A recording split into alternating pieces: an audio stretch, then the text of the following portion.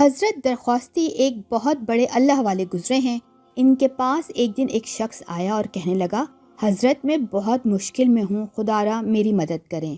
حضرت کی پوچھنے پر اس نے بتایا کہ اس کی ایک نوجوان بیٹی ہے جس پر کوئی عیسائی جن قابض ہو گیا ہے۔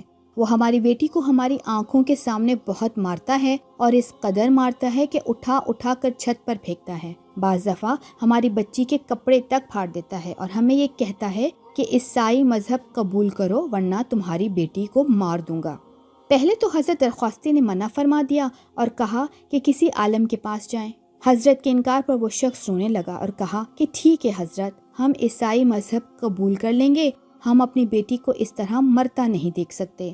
اس بات پر حضرت درخواستی نے ایک پرچی پر کچھ لکھا اور کہا، جہاں آپ کی بیٹی سوتی ہے یہ کاغذ اس جگہ ایک گلاس پانی کے نیچے رکھ دو اور کل صبح اس کاغذ کو میرے پاس لے آنا۔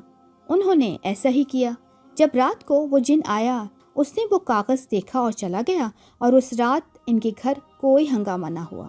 اگلے روز وہ لوگ کاغذ ڈھونڈنے لگے مگر ان کو کاغذ نہ ملا۔ اب وہ پریشان ہو گئے کہ اب بزرگ سے کیا کہیں گے۔ خیر وہ ان کی خدمت میں حاضر ہوئے تو بزرگ نے پوچھا، کاغذ کہاں ہے؟ انہوں نے شرمندگی سے کہا کہ وہ کاغذ ہم سے گم ہو گیا۔